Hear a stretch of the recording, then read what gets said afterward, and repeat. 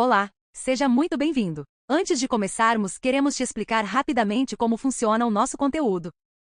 Temos um canal no Telegram com diversos audiolivros de diferentes gêneros, pensados para que você possa ouvir onde e quando quiser. Além de escutá-los online, você também pode baixar os audiolivros e ouvi-los offline. Ao entrar no nosso canal, você terá acesso a todo o catálogo disponível. E caso esteja procurando algum livro específico que ainda não foi postado, poderá solicitar o título e o autor para que o transformemos em áudio. A mensalidade do canal é de apenas R$ 10 por mês. Também vendemos audiolivros por unidade por apenas R$ 5 cada, para quem prefere adquirir títulos individuais. Para fazer parte do nosso canal no Telegram, basta escanear o QR Code na tela ou acessar o link disponível nos comentários. Agradecemos pela sua atenção. Prólogo.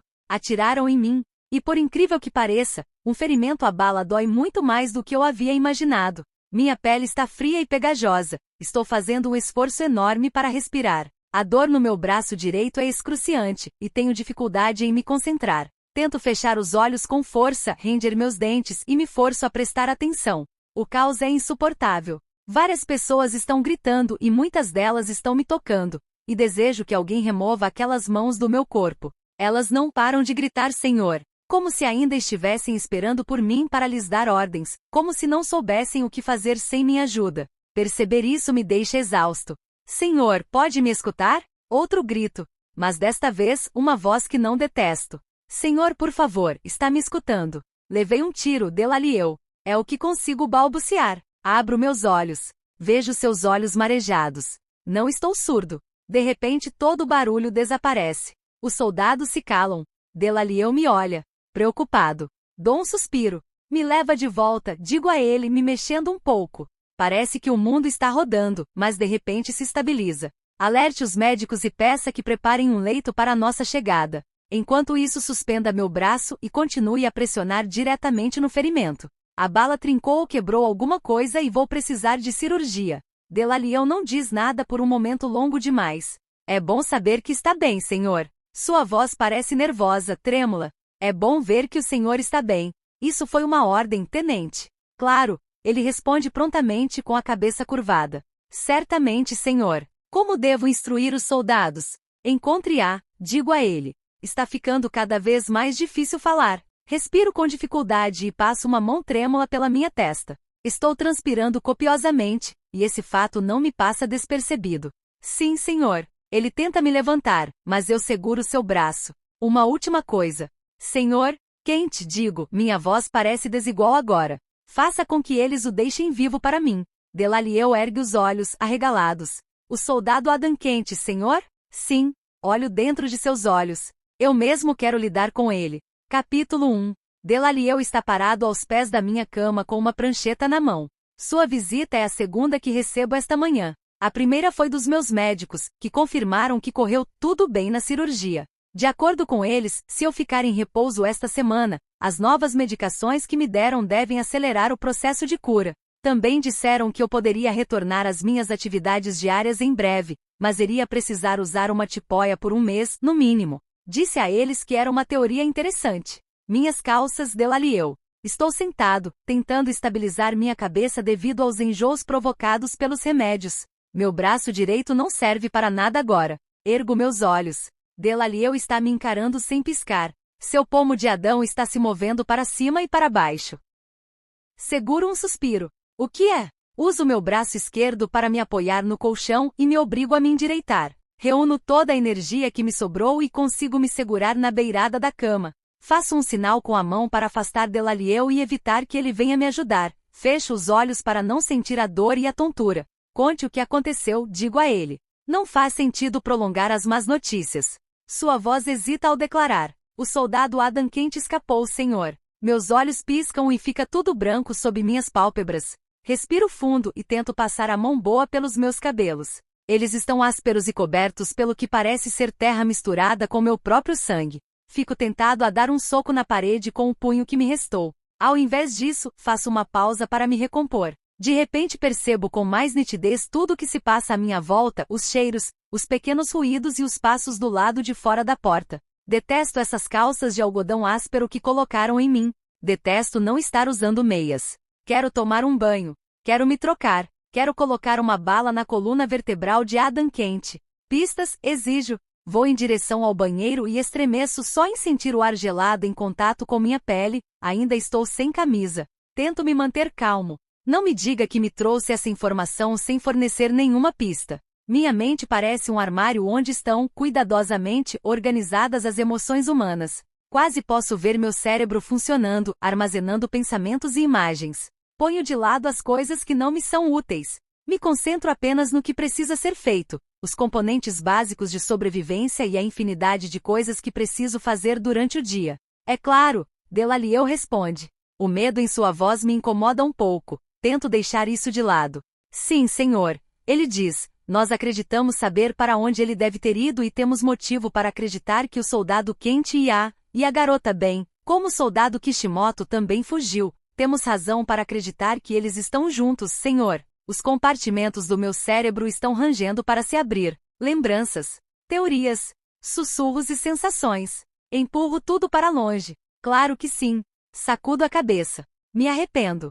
Fecho meus olhos novamente para evitar a tontura repentina. Não me dê uma informação que eu mesmo já deduzi, consigo dizer. Quero algo concreto. Me dê uma pista real, tenente, ou só me procure quando tiver uma. Um carro, ele completa rapidamente. Notificaram o roubo de um carro, senhor, e conseguimos rastreá-lo a um local desconhecido, mas então ele desapareceu do radar. Foi como se tivesse deixado de existir, senhor. Ergo os olhos. Estou atento ao que ele diz. Seguimos as pistas que ele deixou no nosso radar, ele diz, falando com mais calma agora, e elas nos levaram a um trecho isolado, a um enorme terreno baldio. Vasculhamos a área e não encontramos nada. É alguma coisa, pelo menos.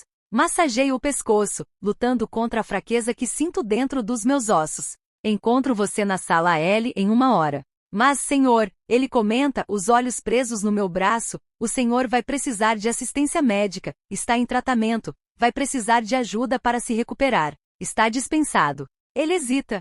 Então concorda. Sim, senhor. Capítulo 2. Consigo tomar banho sem desmaiar. Foi um banho de gato com a esponja, mas mesmo assim me sinto melhor. Tenho uma tolerância extremamente baixa para a desordem, ela ofende meu ser. Tomo banho diariamente. Faço 6 refeições ao dia. Dedico 2 horas todos os dias para treinamento e exercícios físicos. E detesto andar descalço. No entanto, estou aqui parado agora, nu, faminto, cansado e descalço no meu closet. Isso não é nada bom. Meu closet é separado em várias seções. Camisas, gravatas, calças, blazers e botas. Meias, luvas, cachecóis e casacos.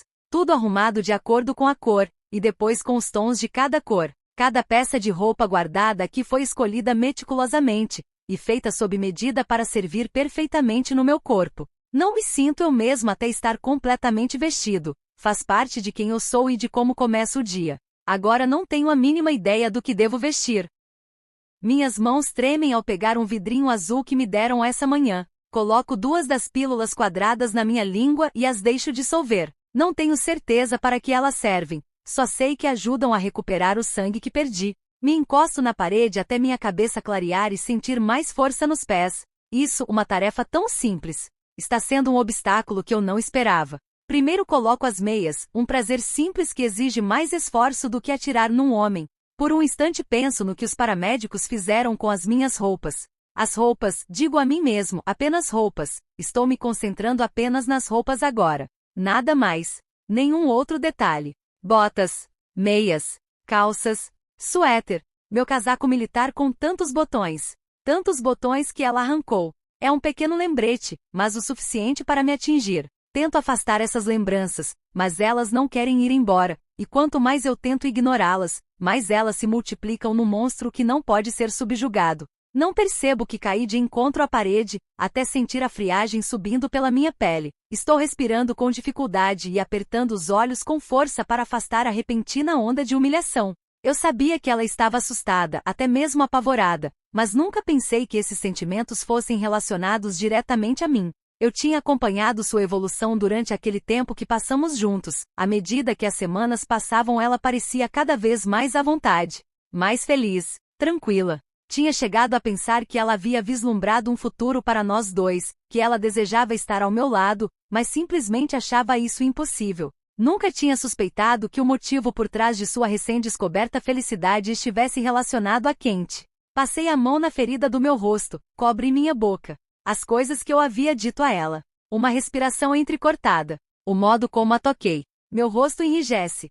Se fosse apenas uma atração sexual, tenho certeza que não sentiria uma humilhação tão insuportável. Mas eu queria muito mais do que apenas seu corpo. De repente imploro para minha mente se concentrar apenas nas paredes. Paredes. Paredes brancas.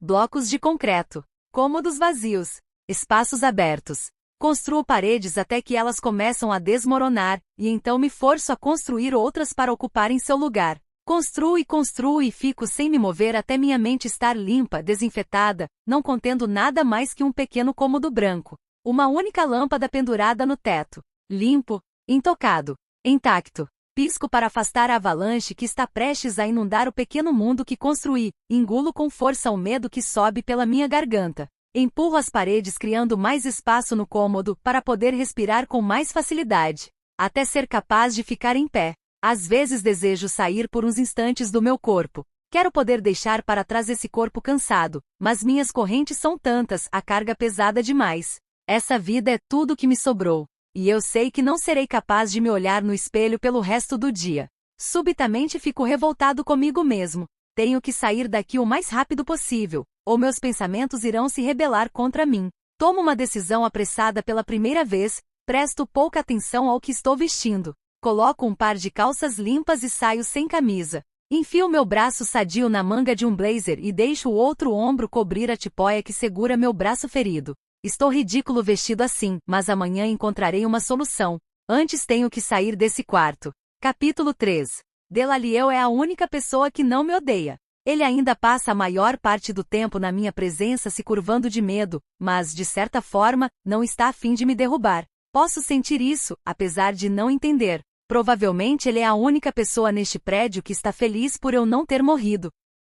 Levanto a mão para afastar os soldados que se apressam em minha direção quando abro a porta. É preciso muita concentração para que meus dedos não tremam quando limpo o brilho da transpiração que cobre minha testa, mas não vou me permitir um momento de fraqueza. Esses homens não temem pela minha segurança, eles querem apenas olhar mais de perto o triste espetáculo que me tornei. Eles querem ser os primeiros a ver as rachaduras na minha sanidade.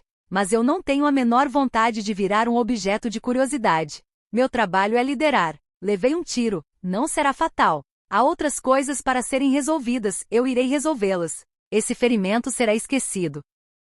O nome dela não mais será mencionado. Meus dedos cerram e descerram enquanto caminho em direção à sala L. Nunca havia percebido como esses corredores eram compridos e a quantidade de soldados que se alinhavam nos saguões. Não há como evitar os olhares curiosos e sua decepção pelo fato de eu não ter morrido. Nem preciso olhar para eles para saber o que estão pensando. Mas saber como eles se sentem me deixa ainda mais determinado a viver uma vida longa. Não vou dar a satisfação da minha morte a ninguém. Não recuso o chá e o café pela quarta vez. Não bebo cafeína, Delaliel. Por que você sempre insiste em servir isso às refeições? Pensei que o senhor pudesse mudar de ideia, senhor. Ergo os olhos. Delaliel está dando aquele sorriso estranho, vacilante. E eu não tenho certeza, mas acho que ele acabou de fazer uma piada. Por quê? Estendo a mão para pegar um pedaço de pão.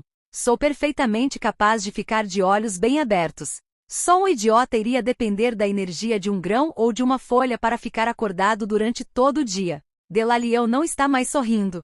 Sim, ele diz. Com certeza, senhor. E olha para sua própria comida. Vejo quando ele afasta sua xícara de café com os dedos. Coloco o pão de volta no meu prato. Minhas convicções, digo para ele num tom manso dessa vez, não deveriam influenciar as suas com tanta facilidade. Você deve defender suas ideias, Delaliel. Formular argumentos claros e lógicos. Mesmo que eu discorde. Claro, senhor, ele murmura. Ele não diz nada por alguns segundos, mas então vejo que ele pega a xícara de café novamente. Delaliel. Acho que ele é meu único parceiro para conversas. Ele foi designado para esse setor pelo meu pai e desde então, recebeu ordens para continuar aqui até que não seja mais capaz de trabalhar. E embora ele seja provavelmente uns 45 anos mais velho do que eu, ele insiste em trabalhar diretamente sob meu comando. Conheço Delaliel desde que eu era criança, costumava vê-lo em nossa casa, participando das muitas reuniões que aconteciam lá nos anos anteriores ao restabelecimento tomar o controle. Havia incontáveis reuniões na minha casa. Meu pai estava sempre planejando coisas, fomentando discussões e conversas sussurradas das quais nunca pude participar. Os homens que compareciam àqueles encontros são os que estão no poder do mundo agora, então. Quando olho para Delali eu não consigo deixar de pensar porque ele nunca ambicionou coisas mais importantes. Ele fez parte desse regime desde o início, mas de certa forma, parece satisfeito em morrer como sempre foi. É sua escolha continuar subserviente, mesmo quando lhe dou a oportunidade de expressar sua opinião. Ele se recusa a ser promovido, mesmo quando lhe ofereço um aumento de salário. E embora aprecie sua lealdade, sua dedicação me enerva. Ele parece não almejar nada que já não possua. Eu não deveria confiar nele. Ainda assim, eu confio. Mas comecei a enlouquecer por falta de um papo amigo. Não posso manter nada mais além de uma distância fria dos meus soldados, não apenas porque eles querem me ver morto, mas também porque tenho responsabilidades como líder, e tenho de tomar decisões imparciais. Estou condenado a uma vida de solidão, uma na qual não tenho companheiros, e viver apenas na minha mente. Procurei construir em mim mesmo um líder temido, e fui bem-sucedido. Ninguém questionará minha autoridade ou expressará uma opinião contrária à minha. Ninguém fala comigo a não ser como comandante-chefe e regente do setor 45. Amizade não é uma coisa que eu já vivenciei, nem como criança nem agora. Exceto, há um mês, abri uma exceção a essa regra. Houve uma pessoa que me olhava diretamente nos olhos. A mesma pessoa que falava comigo sem censura, alguém que não tinha medo de expressar raiva e sentimentos verdadeiros e puros na minha presença. A única que já ousou me desafiar, que já levantou a voz para mim. Aperto os olhos com força pelo que parece ser a 10ª vez num só dia. Solto meu punho em volta do garfo e o deixo cair sobre a mesa. Meu braço começou a latejar novamente e tento alcançar as pílulas que estão guardadas no meu bolso. O senhor não deveria tomar mais do que 8 comprimidos num período de 24 horas, senhor. Abro a tampa e jogo mais 3 pílulas na boca.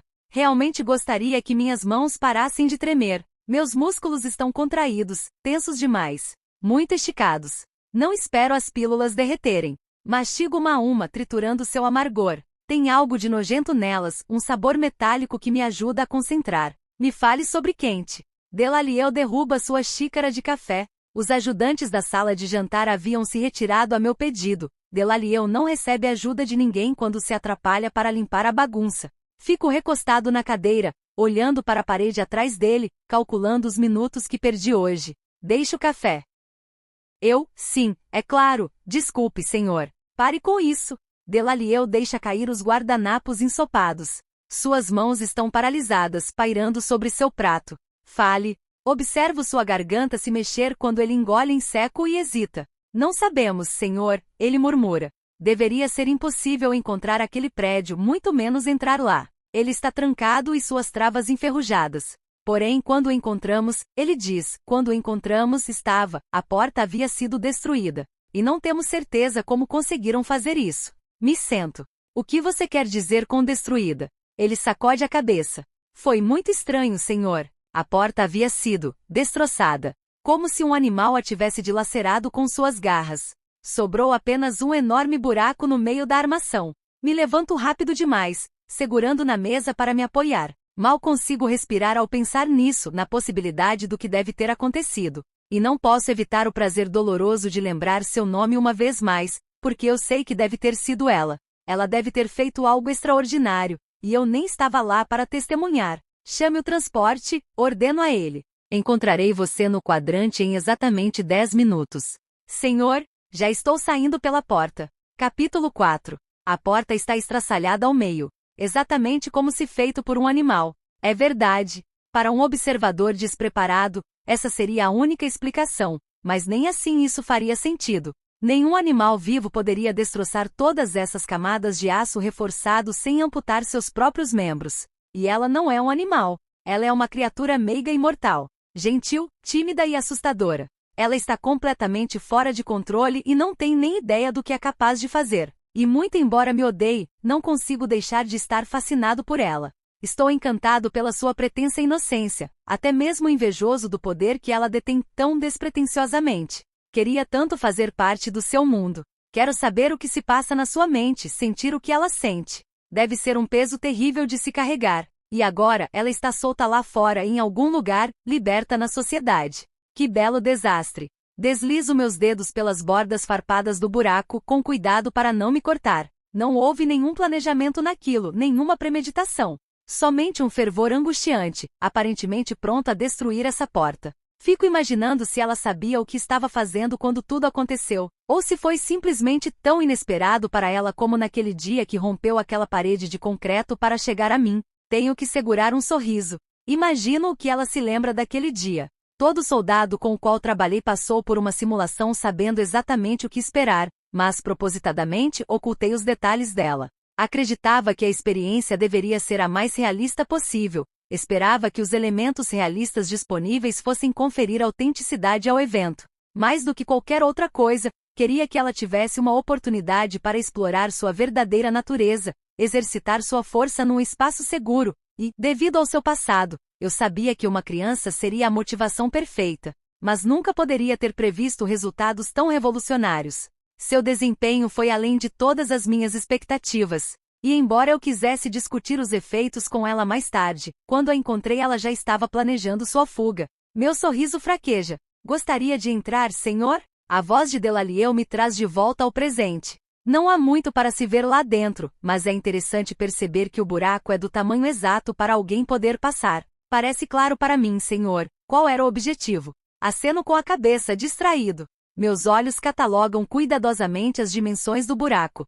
Tento imaginar como deve ter sido para ela estar aqui, tentando abrir passagem. Desejo desesperadamente conversar com ela sobre tudo isso. Meu coração dá um salto repentino. Lembro mais uma vez que ela não está mais comigo. Ela não vive mais na base. A culpa por ela ter partido é minha. Acreditei que ela estava finalmente indo bem, e isso atrapalhou minha avaliação. Eu deveria estar prestando mais atenção aos detalhes. Aos meus soldados. Perdi a noção de quais eram meus objetivos e minha maior razão, o verdadeiro motivo de trazê-la para a base. Fui um idiota. Descuidado. Mas a verdade é que eu estava distraído. Por ela. Quando ela chegou, era tão teimosa e infantil, mas à medida que as semanas passaram ela pareceu se adaptar, parecia menos ansiosa, e de certo modo estava menos assustada. Tento me lembrar de que seus progressos não tiveram nada a ver comigo. Tinham a ver com Kent. Uma traição que de algum modo parecia impossível. Que ela fosse me trocar por um ser robótico, um idiota sem sentimentos como Kent. Seus pensamentos são tão vazios, tão sem sentido. É como conversar com uma lâmpada de mesa. Não entendo o que ele pode ter oferecido a ela, o que ela deve ter visto nele, a não ser como um instrumento de fuga. Ela ainda não entendeu que não há futuro para ela no mundo das pessoas comuns. Ela não tem lugar na companhia de pessoas que nunca a entenderão. E eu tenho que pegá-la de volta. Só percebo que disse essas últimas palavras em voz alta quando Delalieu diz: temos tropas por todo o setor procurando por ela, ele explica. E já alertamos os setores vizinhos, no caso do grupo deles atravessar. O que? Dou meia volta, minha voz baixa e ameaçadora. O que você acabou de dizer? O rosto de Delalieu se transformou numa máscara branca. Fiquei inconsciente por uma noite. E vocês já alertaram os outros setores dessa catástrofe? Imaginei que o Senhor quisesse encontrá-los, Senhor, e pensei, se eles forem buscar refúgio em algum outro lugar. Faço uma pausa para respirar, para me concentrar. Sinto muito, Senhor, achei que seria mais seguro. Ela está com 2 dos meus próprios soldados, tenente. Nenhum deles é tão burro a ponto de levá-la para outro setor. Eles não têm nem as ferramentas, nem a permissão para poder atravessar a fronteira do setor. Mas, eles partiram há um dia. Estão terrivelmente feridos e precisam de ajuda. Estão viajando a pé e com um veículo roubado fácil de ser rastreado. Qual a distância? Pergunto a ele, a frustração aparecendo na minha voz, que eles devem ter percorrido. Delalieu não diz nada. Você enviou um alerta nacional. Notificou múltiplos setores, o que significa que o país todo sabe agora o que aconteceu. Isso significa que as capitais receberam a notícia. O que significa isso? Cerra os punhos. O que acha que isso significa, tenente? Por um instante ele não consegue dizer nada. Então, senhor, ele fala sobressaltado. Por favor, me perdoe. Capítulo 5. Delalieu me segue até minha porta. Junte as tropas no quadrante amanhã às 10 horas, digo a ele como forma de despedida. Terei que fazer um pronunciamento sobre esses acontecimentos recentes o melhor que puder. Sim, senhor, Delalieu responde. Ele não ergue os olhos. Ele não me olha nos olhos desde que saímos do depósito. Tenho outras coisas com que me preocupar. Sem contar a estupidez de Delalieu, existe uma infinidade de outras coisas que preciso cuidar no momento. Não posso me permitir mais problemas e não posso me distrair. Não por ela. Não por Delalieu. Nem por ninguém. Tenho que me concentrar. Esse é um momento horrível para ter um ferimento à bala. Notícias da nossa situação já se espalharam em nível nacional. Civis e setores vizinhos agora estão cientes da nossa pequena rebelião, e temos que abafar os rumores o mais rápido possível. De algum modo, tenho que neutralizar os alertas que Delalieu já enviou e, simultaneamente, suprimir qualquer tipo de revolta entre os cidadãos. Eles já estão ansiosos para resistir, e qualquer fagulha de controvérsia irá reacender seu fervor. Muitos deles já morreram, e eles ainda parecem não entender que ficar contra o restabelecimento é atrair ainda mais destruição. Os civis devem ser pacificados. Não quero guerra no meu setor. Agora mais do que nunca, preciso estar no controle de mim mesmo e de minhas responsabilidades. No entanto, meu cérebro está disperso, meu corpo cansado e ferido. O dia todo estive prestes a desabar, e não sei o que fazer. Não tenho ideia de como consertar essa bagunça. Essa fraqueza é algo desconhecido para o meu ser. Em apenas 2 dias uma garota conseguiu me incapacitar. Já tomei mais algumas daquelas pílulas nojentas, mas me sinto ainda mais fraco do que me sentia essa manhã. Pensei que poderia ignorar a dor e a inconveniência de um ombro ferido, mas as complicações se recusam a ceder. Agora estou totalmente dependente do que vai me acompanhar nessas próximas semanas de frustração. Remédios médicos, horas na cama. Tudo isso por um beijo. É quase insuportável. Estarei no escritório o resto do dia, digo a Delalieu. Mande minhas refeições para meu quarto, e não me perturbe, a menos que haja algum novo acontecimento. Sim, senhor. Isso é tudo, tenente. Sim, senhor. Nem tinha percebido como estava me sentindo doente até a porta do quarto se fechar atrás de mim. Vou cambaleante até a cama e me agarro na beirada para não cair. Estou transpirando novamente e decido tirar o casaco extra que estava usando lá fora para nosso passeio. Arranco o blazer que tinha jogado descuidadamente por cima do meu ombro ferido e caio de costas na cama. De repente estou gelado. Minha mão treme enquanto procuro apertar o botão para chamar o médico. Preciso que alguém troque os curativos do meu ferimento. Preciso comer algo mais substancial. E mais do que nunca preciso de um banho de verdade, o que parece impossível. Alguém está parado ao meu lado. Pisco os olhos várias vezes, mas só consigo visualizar o perfil da pessoa. Um rosto fica entrando e saindo de foco várias vezes até que finalmente desisto. Meus olhos se fecham. Minha cabeça parece que vai explodir. A dor está dilacerando meus ossos e subindo pelo meu pescoço. Tons vermelhos, amarelos e azuis se mesclam sob minhas pálpebras. Percebo apenas trechos de uma conversa perto de mim. Parece que está surgindo uma febre. Talvez sedá-lo. Quantas ele tomou? Eles vão me matar, eu percebo. É a oportunidade perfeita. Estou fraco e incapaz de me defender, e alguém finalmente chegou para me eliminar. É isso. Meu momento. Chegou. E de certo modo não consigo aceitar o fato. Dou uma pancada forte em direção às vozes. Um som inumano escapa da minha garganta. Algo duro bate no meu punho e cai no chão. Mãos estranhas agarram meu braço direito e me seguram no lugar. Alguma coisa está me prendendo em volta dos tornozelos, do meu punho. Estou me debatendo contra essas novas amarras e chutando o ar como um louco. A escuridão parece estar descendo sobre meus olhos, meus ouvidos, minha garganta. Não consigo respirar, escutar ou enxergar com clareza, e o sufoco desse momento é tamanho e tão apavorante que tenho certeza que enlouqueci. Alguma coisa fria e pontuda belisca meu braço. Só tenho um momento para refletir naquela dor antes que ela tome conta de mim. Capítulo 6. Juliette murmuro. O que está fazendo aqui? Estou parcialmente vestido, me preparando para meu dia, e ainda é muito cedo para visitas. Essas horas anteriores ao nascer do sol são meus únicos momentos de paz, e ninguém deveria estar aqui. Parece impossível que ela tenha conseguido burlar a vigilância e ter acesso aos meus alojamentos particulares. Alguém deveria tê-la impedido. Ao invés disso, ela está parada na minha porta me olhando. Já a havia visto tantas vezes, mas dessa vez é diferente, estou sentindo uma dor quase física só de olhar para ela. Mas de certo modo ainda me sinto atraído, desejando estar perto dela. Me desculpe, ela diz, e está torcendo as mãos e evitando me olhar de frente. Sinto tanto, tanto. Observo suas roupas. É um vestido verde escuro com mangas justas, um corte simples feito de algodão com licra que molda as curvas macias do seu corpo. Ele combina com os tons de verde dos olhos dela de um jeito que eu não esperava. É um dos muitos vestidos que escolhi para ela. Achei que iria gostar de ganhar algumas coisas bonitas depois de ter ficado tanto tempo engaiolada como um animal. E não sei bem se consigo explicar, mas sinto um orgulho estranho de ela estar vestindo algo que eu mesmo escolhera. Desculpe, ela diz, pela terceira vez. Mais uma vez fico aturdida em pensar como ela conseguiu chegar aqui, no meu quarto, olhando para mim enquanto ainda estou sem camisa. Seu cabelo é tão longo que cai até o meio das costas. Tenho que me segurar para conter minha vontade de passar as mãos sobre eles. Ela é tão linda. Não entendo por que está se desculpando. Ela fecha a porta atrás de si.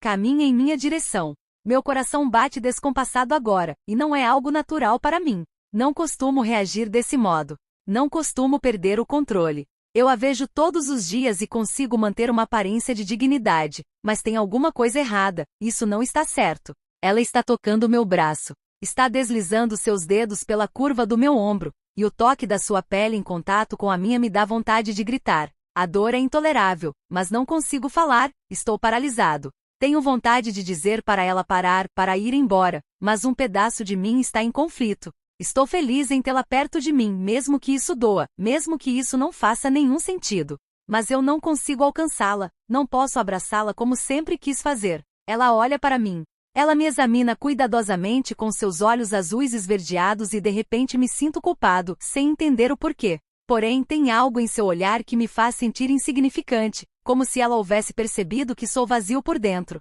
Ela descobriu as rachaduras nessa armadura que venho usando há anos, todos os dias, e isso me deixa petrificado. Essa garota sabia exatamente como me destruir. Ela pousa as mãos no meu ombro. E então agarra meu ombro, enfia seus dedos na minha pele como se estivesse tentando rasgá-la. A agonia é tão cega que dessa vez chego realmente a gritar. Caio de joelhos à sua frente e ela torce meu braço, girando-o para trás até eu ficar sem fôlego, tentando permanecer calmo, lutando para não me entregar à dor. Juliette, fala ofegante por favor. Ela passa a mão livre pelos meus cabelos, joga minha cabeça para trás para que eu seja forçado a encarar seus olhos. E então se curva e se aproxima dos meus ouvidos, seus lábios quase tocando meu rosto. Você me ama? Ela sussurra. O que? Respiro fundo. O que você está fazendo? Você ainda me ama? Ela pergunta novamente, seus dedos agora deslizando pelos contornos do meu rosto, pela linha do meu maxilar. Sim, digo a ela. Ainda a amo. Ela sorri. É um sorriso inocente, tão meigo que fico realmente chocado quando suas mãos se apertam em torno do meu braço.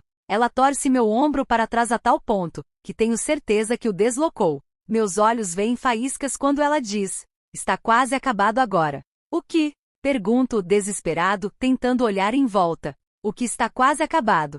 Só um pouco mais e eu vou embora. Não vá, onde está indo? Você vai ficar bem, ela declara. Eu prometo. Não, estou respirando com dificuldade não. Subitamente ela me empurra para frente e eu acordo tão rápido que me falta o ar. Pisco várias vezes até perceber que eu tinha acordado no meio da noite. Uma escuridão completa me envolve por todos os cantos do quarto. Meu peito está arfando, meu braço está preso e latejando, e eu percebo que o efeito dos medicamentos contra a dor já passou. Tenho um pequeno controle remoto preso debaixo da minha mão. Aperto o botão para liberar mais uma dose. Demoro alguns minutos para me estabilizar. Meus pensamentos lentamente se recuperam do pânico. Juliette. Não posso controlar um pesadelo, mas seu nome vai ser a única coisa que vou me permitir recordar quando estiver acordado. A humilhação que sinto não me permite mais que isso. Capítulo 7. Bom, isso é embaraçoso. Meu filho, amarrado como um animal. Estou quase convencido que estou tendo outro pesadelo. Abro meus olhos lentamente, olho para o teto. Não faço nenhum movimento brusco, mas posso sentir a força das correias em volta dos meus punhos e nos dois tornozelos. Meu braço ferido ainda está na tipóia e apoiado no meu peito. E embora a dor no meu ombro ainda esteja lá, já diminuiu bastante. Me sinto mais forte. Até minha mente está mais clara, mais alerta. Mas então sinto o gosto de algo amargo na boca e imagino há quanto tempo estou nessa cama. Você realmente achou que eu não ficaria sabendo?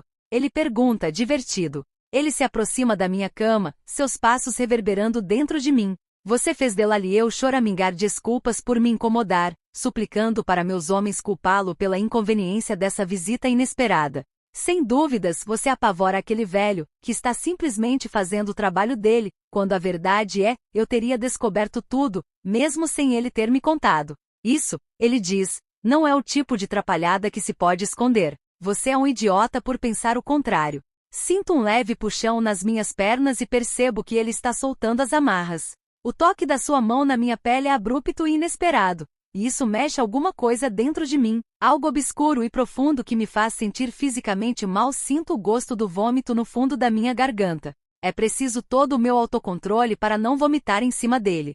Sente-se, meu filho. Você deve estar bem melhor agora. Não descansou quando deveria, e agora isso foi corrigido. Você está inconsciente há 3 dias, e eu cheguei aqui há 27 horas. Agora levante-se. Isso é ridículo. Ainda estou olhando para o teto, respirando com dificuldade. Ele muda de tática. Sabe, ele diz com cuidado. Na verdade, eu ouvi uma história bem interessante sobre você. Ele se senta na beirada da minha cama, o colchão rende e estala sob o peso dele. Gostaria de ouvi-la? Minha mão esquerda começa a tremer. Cerro os dedos sobre os lençóis. Soldado 45B, 76423. Fletcher Simos. Ele faz uma pausa. O nome lhe é familiar? Aperto meus olhos com força. Imagine minha surpresa, ele continua, quando escuto que meu filho finalmente fez a coisa certa. Que ele finalmente tomou a iniciativa e dispensou um soldado traiçoeiro que andava roubando dos nossos depósitos de suprimentos. Fiquei sabendo que você lhe deu um tiro na testa. Uma risada. Dei os parabéns para mim mesmo. Disse que você tinha finalmente se juntado aos seus, que finalmente aprendeu a liderar corretamente. Fiquei quase orgulhoso. Por isso, fiquei ainda mais surpreso ao saber que a família de Fletcher ainda está viva. Ele bateu suas mãos uma na outra com força. É surpreendente, é claro, porque você, entre todos os demais, deveria saber as regras. Traidores vêm de famílias de traidores, e uma traição significa morte para todos. Ele apoia sua mão no meu peito. Estou levantando muros no meu cérebro novamente. Paredes brancas. Blocos de concreto. Cômodos vazios e espaços abertos. Não existe nada dentro de mim. Nada lá dentro. É engraçado. Ele continua pensativo agora. Porque eu disse a mim mesmo que esperaria para discutir isso com você. Mas de certo modo, esse momento parece bem adequado, não acha? Posso ouvir o sorriso dele. Dizer a você como estou desapontado. Muito embora não possa dizer que esteja surpreso. Ele dá um suspiro. Num único mês você perdeu 2 soldados, não conseguiu controlar uma garota clinicamente demente, abalou um setor inteiro, e encorajou a revolta entre os cidadãos. E por incrível que pareça, não estou absolutamente surpreso. Suas mãos se movem, se demoram nos meus ombros. Paredes brancas, penso. Blocos de concreto. Cômodos vazios. Espaço aberto. Nada existe dentro de mim. Nada lá dentro. Mas o pior de tudo, ele continua, não é o fato de você ter conseguido me humilhar ao subverter a ordem que eu tinha finalmente conseguido estabelecer. Nem que de algum modo, você conseguiu levar um tiro durante os acontecimentos. Mas que demonstrasse simpatia pela família de um traidor, ele diz rindo, sua voz num tom feliz e alegre. Isso é imperdoável. Meus olhos estão abertos agora, piscando sob a forte luz fluorescente acima da minha cabeça, concentrado nos pontos brancos que borram minha visão. Não vou me mover, não vou falar. Suas mãos se fecham em torno da minha garganta. O movimento é tão abrupto e violento que quase fico aliviado. Uma parte de mim sempre espera que ele vá fazer isso algum dia, que talvez ele realmente me deixe morrer dessa vez. Mas isso nunca acontece. Nunca dura o bastante. Tortura nunca é tortura quando existe alguma esperança de alívio. Ele me solta logo e consegue exatamente o que quer. Dou um salto para cima, tossindo e espirrando, finalmente emitindo um som que reconhece sua presença nesse quarto. Meu corpo todo está tremendo agora, meus músculos estão enrijecidos pelo ataque e por ter permanecido imóvel por tanto tempo. Estou suando frio, minha respiração é difícil e dolorida. Você tem muita sorte, ele declara, suas palavras suaves demais. Ele está em pé agora, não mais tão perto do meu rosto. Sorte que eu estava aqui para acertar as coisas. Sorte que eu tive tempo de corrigir seu erro. Fico paralisado. O quarto começa a girar. Consegui localizar a esposa dele, ele diz. A esposa de Fletcher e seus 3 filhos. Acho que eles lhe mandaram lembranças. Uma pausa. Bom, isso foi antes que os mandasse matar, então acho que isso não importa muito agora, mas meus homens disseram que eles lhe mandaram um alô. Parece que ela se lembrava de você, ele diz, rindo baixinho. A esposa. Ela disse que você lhe fez uma visita antes de todo esse aborrecimento ocorrer. Disse que você estava sempre visitando os complexos, se informando sobre os civis. Murmuro apenas as 2 palavras que consigo balbuciar. Saia daqui. Esse é o meu garoto. Ele diz, acenando a mão na minha direção. Um tolo dócil e patético. Às vezes fico tão revoltado com você que tenho vontade de eu mesmo lhe dar um tiro. Mas então penso que deve ser isso que gostaria que eu fizesse, não é? Poder me culpar pela sua própria derrota? E eu penso que não, é melhor deixá-lo morrer pela sua própria estupidez. Olho para frente sem compreender, meus dedos crispados sobre os lençóis. Agora me conte, ele pede, o que aconteceu com seu braço? Delalieu e os outros homens parecem não ter ideia do que aconteceu. Não digo nada. Envergonhado demais para admitir que foi ferido por um de seus próprios soldados, então? Fecho meus olhos. E quanto à garota? Ele indaga. Como ela conseguiu escapar? Fugiu com um de seus homens, não foi? Agarro os lençóis com tanta força que meus punhos começam a tremer. Me diga, ele diz, se aproximando dos meus ouvidos. Como você lidaria com um traidor desse tipo? Vai visitar a família dele também? Ser gentil com a esposa dele? Não queria dizer isso em voz alta, mas não consigo me segurar dessa vez. Vou matá-lo. Ele dá uma sonora gargalhada que mais parece um uivo. Bate a mão na minha cabeça e bagunça meu cabelo com os mesmos dedos que há pouco apertavam o meu pescoço. Muito melhor. Agora levante. Temos trabalho a fazer. E eu penso que sim, não me importaria de fazer o tipo de trabalho que desapareceria com Adam quente desse mundo. Um traidor desse tipo não merece viver. Capítulo 8. Estou no chuveiro há tanto tempo que perdi a noção do tempo. Isso nunca me aconteceu antes. Tudo está fora de lugar, desequilibrado. Estou inseguro quanto às minhas decisões, duvidando de tudo que achei que acreditava, e pela primeira vez na vida, estou genuinamente exausto, acabado. Meu pai está aqui. Estamos dormindo sob o mesmo teto, algo que eu esperava não ter que vivenciar novamente. Mas ele está aqui na base, hospedado em seus próprios alojamentos até estar bem seguro antes de partir, o que significa que ele vai resolver nossos problemas, causando estragos no setor 45. O que significa que estarei reduzido a ser seu fantoche e menino de recados, porque meu pai nunca aparece para ninguém, a não ser para aqueles que está prestes a matar. Ele é o comandante supremo do restabelecimento e prefere impor suas ordens anonimamente. Ele viaja para todos os lugares, sempre com o mesmo grupo selecionado de soldados, se comunica apenas através dos seus homens, e somente em raríssimas circunstâncias se afasta da capital. Notícias da sua chegada no setor 45 já se espalharam pela base, e muito provavelmente apavorou meus soldados, porque sua presença real ou imaginária significa apenas uma coisa: tortura. Há muito tempo não me sentia um covarde. Mas isso é uma bênção. Esse momento demorado, essa ilusão de força. Estar fora da cama e ser capaz de tomar um banho, é uma pequena vitória. Os médicos envolveram meu braço ferido num tipo de plástico impermeável para o chuveiro, e eu finalmente me sinto capaz de ficar em pé sozinho. Os enjoos passaram, a tontura foi embora. Eu deveria ser capaz de pensar com mais clareza agora, no entanto, minhas ideias ainda parecem muito confusas. Me forço para não ficar pensando nela, mas estou começando a perceber que não sou forte o bastante, ainda não, e principalmente quando ainda estou ativamente procurando por ela. Isso se tornou uma impossibilidade física. Hoje preciso voltar ao quarto dela. Preciso procurar nas suas coisas por alguma pista que me ajude a encontrá-la.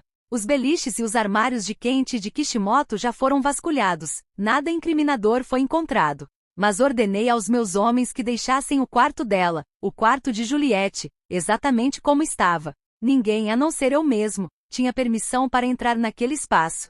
Não até que eu olhasse tudo antes. E isso, de acordo com meu pai, seria minha primeira tarefa. Isso é tudo, Delalieu.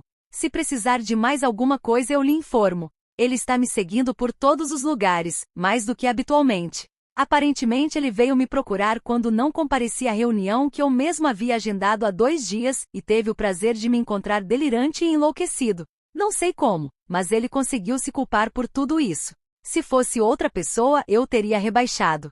Sim, senhor. Desculpe, senhor. E por favor me perdoe, nunca pretendi causar nenhum problema adicional. Está tudo bem, tenente. Sinto muito, senhor, ele murmura. Seus ombros caem. Sua cabeça se curva. Suas desculpas estão me deixando incomodado. Faça as tropas se reagruparem às 13 horas. Devido a esses novos acontecimentos, preciso me dirigir a eles. Sim, senhor, ele diz. Acena com a cabeça sem levantar o olhar. Está dispensado. Senhor, ele faz continência e desaparece. Estou sozinho em frente à porta do quarto dela. Engraçado como fiquei acostumado a visitá-la aqui, como sentia uma sensação estranha de aconchego ao saber que ela e eu estávamos vivendo no mesmo prédio. Sua presença aqui na base mudou tudo para mim. As semanas que ela passou aqui foram as primeiras em que eu realmente tive prazer em morar nesses alojamentos. Eu aguardava ansiosamente por suas explosões, seus ataques de raiva, seus argumentos ridículos. Gostava quando ela gritava comigo. Eu a teria parabenizado se ela tivesse chegado a me dar um tapa na cara. Estava sempre a provocando, brincando com suas emoções. Queria que ela entrasse em contato com a garota que havia dentro dela, aprisionada pelo medo. Queria que ela se libertasse das suas próprias amarras. Porque apesar de ela aparentar timidez dentro dos limites do seu isolamento, aqui fora, no meio do caos, destruição, eu sabia que ela se tornaria algo completamente diferente. Estava apenas à espera. Cada dia esperando pacientemente que ela entendesse a dimensão do seu novo potencial, sem nunca ter percebido que a havia deixado aos cuidados do único soldado que poderia roubá-la de mim. Eu deveria me matar por isso. Ao invés disso, abro a porta. Quando atravesso o umbral, o painel desliza e se fecha às minhas costas. Me vejo sozinho parado aqui, no último lugar que ela tocou. A cama está desfeita e bagunçada, as portas do armário escancaradas, a janela quebrada, temporariamente fechada com fita crepe. Sinto uma dor profunda e nervosa no meu estômago que prefiro ignorar. Concentração. Entro no banheiro e examino seus artigos de higiene, os armários, até mesmo dentro do chuveiro. Nada. Volto para a cama e passo a mão sobre o edredom amarrotado, os travesseiros empelotados. Demoro um pouco para avaliar a evidência de que ela esteve presente nesse quarto, e arranco as roupas da cama. Lençóis, fronhas, edredom e colcha, tudo jogado ao chão. Examino minuciosamente cada centímetro dos travesseiros, do colchão e da estrutura da cama, e novamente não encontro nada. A mesinha de cabeceira. Nada. Debaixo da cama. Nada. As luminárias, o papel de parede, cada peça de roupa no seu armário. Nada. Somente quando estou me dirigindo à porta é que toco algo com meus pés. Olho para baixo. Ali, preso debaixo da minha bota, está um retângulo grosso, desbotado. Um caderninho simples e despretensioso que cabia na palma da minha mão. E fico tão surpreso que por um momento não consigo nem me mexer. Capítulo 9. Como posso ter esquecido? Este caderninho estava no seu bolso no dia que ela estava preparando a fuga. Eu o tinha encontrado um pouco antes de Kent colocar uma arma na minha cabeça, e em algum momento durante aquele caos, devo tê-lo deixado cair, e chego à conclusão que era isso que estava procurando aquele tempo todo. Me curvo para pegá-lo, retirando cuidadosamente as lascas e os cacos de vidro das suas páginas. Minha mão não está firme, meu coração está martelando nos meus ouvidos. Não tenho ideia do que ele pode conter. Fotos, mensagens, pensamentos embaralhados e ideias ainda mal formadas. Podia ser qualquer coisa. Viro o caderninho na minha mão, meus dedos se lembrando da superfície áspera e gasta. A capa tem um tom de marrom apagado, mas não posso afirmar se foi manchado pelo uso ou pelo tempo, ou se sempre foi dessa cor. Imagino há quanto tempo ela o possui. Onde será que ela o adquiriu? Dou um passo em falso para trás. Minhas pernas batem na cama. Meus joelhos cedem, e me seguro na ponta do colchão. Respiro fracamente e fecho meus olhos. Eu tinha visto uma filmagem do período que ela passou no hospício, mas foi completamente inútil. A iluminação era muito fraca, a pequena janela mal conseguia clarear os cantos escuros do quarto dela. Ela era frequentemente apenas uma forma indistinta, uma sombra escura que poderia passar sem ser notada. Nossas câmeras só serviam para detectar seus movimentos, e talvez num momento de sorte, quando o sol a iluminava pelo ângulo certo, mas ela raramente se movia. Na maior parte do tempo ela ficava sentada parada, muito quieta, na sua cama ou num canto escuro. Ela quase nunca falava. E quando fazia, nunca era com palavras. Ela falava somente em números, contando. Havia algo de surreal nela sentada ali. Não conseguia nem ver seu rosto. Não era capaz de discernir o contorno do seu corpo. Mesmo assim ela me fascinava. Que ela pudesse ser tão calma, tão quieta. Ela se sentava num lugar durante horas de uma vez imóvel, e sempre imaginei o que se passava em sua mente, o que ela poderia estar pensando, como ela podia existir num mundo assim solitário. Mais do que qualquer outra coisa eu queria que ela falasse. Estava desesperado para ouvir sua voz. Sempre desejei que ela falasse uma língua que eu pudesse entender. Pensei que poderíamos começar com algo simples. Talvez algo ininteligível. Mas a primeira vez que a peguei falando frente à câmera, não consegui afastar meu olhar dela. Fiquei sentado ali parado com os nervos tensionados, quando ela tocou a parede com a mão e contou. 4.572. Observei enquanto ela contava. Até 4.572. Demorou 5 horas. Só mais tarde percebi que ela estava contando suas próprias respirações. Não consegui deixar de pensar nela depois disso. Eu estava disperso bem antes de ela chegar à base, constantemente pensando no que ela estava fazendo e se ela iria falar novamente. Se estava contando em voz alta ou estava contando na sua cabeça. Será que ela já havia pensado em letras? Sentenças completas? Estava com raiva? Triste? Por que ela parecia tão calma para uma garota que havia sido considerada um animal perturbado e temperamental? Era um truque? Eu tinha visto todos os relatórios documentando os momentos críticos de sua vida. Tinha lido todos os detalhes dos seus históricos médicos e policiais, tinha colocado em ordem as reclamações da escola, as anotações dos médicos, sua sentença oficial emitida pelo restabelecimento, e até mesmo o questionário do hospício respondido por seus pais. Sabia que ela tinha sido retirada da escola aos 14 anos, que havia passado por uma série de testes e sido forçada a tomar várias, e perigosas, drogas experimentais, além de se submeter a sessões de eletrochoque. Em 2 anos ela havia entrado e saído de 9 diferentes centros de detenção juvenil e foi examinada por mais de 50 médicos diferentes. Todos eles a descreveram como um monstro. Chamaram-na de um perigo para a sociedade e uma ameaça à humanidade. Uma garota que iria destruir nosso mundo e já tinha começado assassinando uma criança pequena. Aos 16 anos, seus pais sugeriram que ela fosse internada. E foi o que aconteceu. Nada disso fazia sentido para mim. Uma garota rejeitada pela sociedade, pela sua própria família, ela devia ter muitos sentimentos reprimidos. Raiva, depressão, ressentimento. Onde estava tudo isso? Ela não era nada parecida com os outros pacientes do hospício, aqueles que eram realmente perturbados. Alguns passavam horas se lançando contra a parede, quebrando osso e fraturando crânios. Outros eram tão perturbados que rasgavam a própria pele até tirar sangue, literalmente se rasgando em pedaços. Alguns conversavam consigo mesmos em voz alta, dando risadas, cantando e discutindo. A maioria rasgava as próprias roupas, satisfeitos em dormir e ficar despidos na sua própria sujeira. Ela era a única que tomava banho com regularidade ou lavava as próprias roupas. Fazia suas refeições calmamente, sempre comendo tudo que lhe ofereciam. E passava a maior parte do tempo olhando pela janela. Ela ficou trancafiada por 264 dias e não perdeu seu senso de humanidade. Queria saber como ela conseguiu reprimir tanta coisa, como ela adquiriu tanta calma exterior. Pedi uma análise do seu comportamento em relação aos outros pacientes, porque queria fazer uma comparação. Queria saber se seu comportamento era normal. Não era. Observei o perfil modesto dessa garota que eu não podia ver nem conhecer, e senti um respeito enorme por ela. Passei a admirá-la e invejar sua calma, sua tranquilidade perante tudo a que foi forçada a enfrentar. Não sei se entendi exatamente o que era que estava sentindo naquela época, mas sabia que a queria toda para mim. Queria conhecer seus segredos. E então um dia, ela se levantou na sua cela e caminhou até a janela. Era de manhã bem cedo, o sol havia acabado de nascer. Pela primeira vez pude vislumbrar seu rosto. Ela pressionou a palma da mão na janela e sussurrou 2 palavras, só uma vez. Me perdoa. Aperto o botão para retroceder a fita várias vezes. Nunca poderia contar a ninguém que estava incrivelmente fascinado por ela. Tinha que inventar falsos motivos, uma indiferença aparente, uma arrogância em relação a ela. Ela seria nossa arma e nada mais, apenas um instrumento de tortura inovador.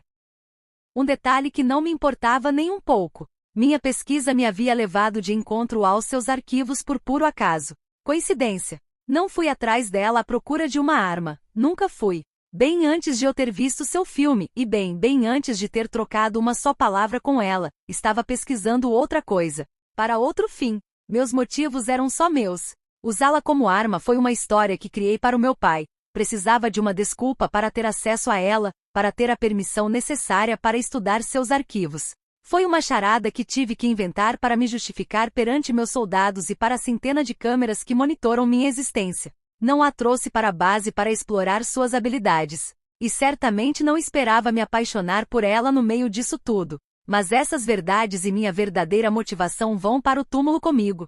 Caio na cama com força. Bato a mão na testa e a esfrego pelo meu rosto. Nunca teria mandado Quente ficar com ela se eu mesmo tivesse podido fazer isso. Cada jogada minha foi um erro. Vi cada esforço calculado falhar. Eu apenas queria ver como ela interagia com outra pessoa. Imaginava se ela seria diferente, se as expectativas que eu havia criado em relação a ela se acabariam ao vê-la conversando naturalmente com alguém. Porém, vê-la conversar com outra pessoa me deixou maluco. Estava com ciúmes. Ridículo. Queria que ela soubesse quem eu era, queria que ela conversasse comigo. E foi então que percebi essa sensação estranha e inexplicável de que talvez ela fosse a única pessoa do mundo pela qual eu poderia realmente me importar. Me forço a me sentar. Arrisco um olhar para o caderno ainda preso em minha mão. Eu a perdi. Ela me odeia. Ela me odeia e eu a rejeito. E talvez nunca mais a verei, e a culpa é toda minha. Esse caderninho talvez seja a única coisa que me restou dela. Minha mão ainda está pairando sobre a capa, tentando abri-lo para poder encontrá-la novamente, mesmo que seja só por um instante, mesmo que seja apenas no papel. Mas parte de mim está com medo. Talvez isso não acabe bem. Talvez não seja o que eu gostaria de ver. E me acudam se isso for algum tipo de diário contendo seus pensamentos e sentimentos pelo quente, posso até me jogar pela janela. Coloco o punho cerrado de encontro à minha testa. Respiro fundo e demoradamente. Finalmente o abro. Meus olhos descem para a primeira página. E só então começo a perceber a importância do que encontrei. Continuo a pensar que devo permanecer calma, que tudo isso é fruto da minha imaginação, que tudo vai ficar bem e alguém vai abrir a porta e me deixar sair. Continuo a pensar que isso vai acontecer porque esse tipo de coisa não acontece pura e simplesmente. Isso não acontece. As pessoas não são esquecidas desse modo. Não são abandonadas assim. Isso simplesmente não acontece. Meu rosto está coberto de sangue de quando eles me jogaram no chão, e minhas mãos estão tremendo mesmo quando escrevo isso. Essa caneta é minha válvula de escape, minha única voz, porque não tenho ninguém com quem conversar, nenhuma mente além da minha para mergulhar e todos os botes salva-vidas estão ocupados e todas as boias estão quebradas e não sei nadar, não consigo nadar e está cada vez mais difícil. É como se houvesse 1 milhão de gritos presos dentro do meu peito. Mas tenho que mantê-los presos lá dentro porque para que gritar se não tem ninguém para escutar seus gritos e ninguém vai me escutar aqui. Ninguém jamais me ouvirá novamente. Aprendi a ficar olhando para as coisas. As paredes. Minhas mãos. As rachaduras na parede. As linhas nos meus dedos. Os tons de cinza no concreto. O formato de minhas unhas. Escolho uma coisa e fico olhando horas para ela. Conto as horas na minha cabeça contando os segundos à medida que eles passam. Conto os dias que passam enumerando-os. Hoje é o dia 2. Hoje é o segundo dia. Hoje é um dia. Hoje. Está muito frio. Está tão frio, está tão frio. Por favor, por favor, por favor. Fecho o caderno com força. Minha mão está trêmula novamente, e dessa vez não consigo evitar. Dessa vez o tremor está vindo do fundo do meu ser, de uma percepção profunda do tenho nas mãos. Esse diário não é do tempo que ela passou aqui. Não tem nada a ver comigo, ou Quente, ou ninguém. Esse diário é um documento dos seus dias passados no manicômio. E de repente, esse pequeno e desgastado caderno é mais importante para mim do que qualquer outra coisa que eu já tenha possuído. Capítulo 10. Nem eu mesmo sei como consigo voltar tão depressa para meu quarto. Tudo que sei é que tranquei a porta do quarto, destranquei a porta do escritório só para me trancar lá dentro, e agora estou sentado aqui na minha mesa. Pilhas de papel e material sigiloso são colocadas de lado, e fico olhando para aquela capa esfarrapada de algo que tenho muito medo de ler. Existe algo pessoal nesse diário. Parece que contém sentimentos de solidão, os momentos mais vulneráveis da vida de alguém. Ela escreveu o que está nessas páginas no momento mais lúgubre de sua vida de 17 anos, e estou prestes a conseguir exatamente o que sempre quis. Um olhar na sua mente. E embora essa espera esteja acabando comigo, também estou terrivelmente ciente de como isso pode ter um resultado negativo. De repente não tenho mais certeza se realmente quero saber. No entanto, sei que quero. Definitivamente sim. Então, abro o livro e viro para a página seguinte. Dia 3. Hoje começo o dia gritando. E aquelas 4 palavras me atingem mais fundo do que qualquer dor física. Meu peito está subindo e descendo, minha respiração resfolegante. Tenho que me forçar a continuar a ler. Logo percebo que as páginas estão fora de ordem. Parece que ela voltou para o começo depois que chegou ao final do diário, e percebeu que não tinha mais espaço. Ela escreveu nas margens, sobre os parágrafos com letras minúsculas e quase ilegíveis. Existem números rabiscados por cima de tudo. Às vezes o mesmo número se repete várias e várias vezes. Algumas vezes a mesma palavra é escrita e reescrita, circulada e sublinhada. E quase todas as páginas têm sentenças e parágrafos quase que inteiramente riscados. É um completo caos. Meu coração se contrai ao perceber isso, com essa prova do que ela deve ter passado. Havia imaginado como ela deve ter sofrido durante todo esse tempo, trancada